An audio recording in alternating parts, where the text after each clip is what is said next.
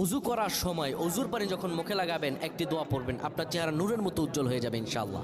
আপনার চেহারা নূরের মতো উজ্জ্বল হয়ে যাবে, চোখ চেহারা থেকে ব্রণ, মেস্তা, কালো দাগ সহ যাবতীয় সমস্যাগুলো আল্লাহ তাআলা দূর করে দিবেন এবং আপনার রিজিকে বরকত হবে ইনশাআল্লাহ।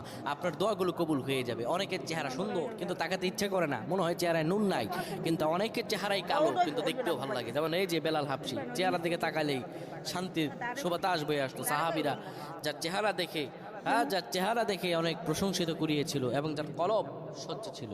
প্রিয় ভাইরা আমার, অজু যখন আপনি করবেন, অজুর পানিতে যখন আপনার চেহারা ভিজাবেন, তখন অজুর পানিতে আপনি এই দোয়াটা 3 বার পরে, দুরূদ শরীফ 3 বার পরে ফু দিবেন। দোয়াটি হলো আল্লাহু নূরুস সামাওয়াতি ওয়াল আরদ, আল্লাহু নূরুস সামাওয়াতি ওয়াল আরদ। পানিগুলো নিয়ে সেই পানির মধ্যে আপনি ফু দিয়ে চেহারার মধ্যে লাগাবেন। আমার আল্লাহ রাব্বুল আলামিন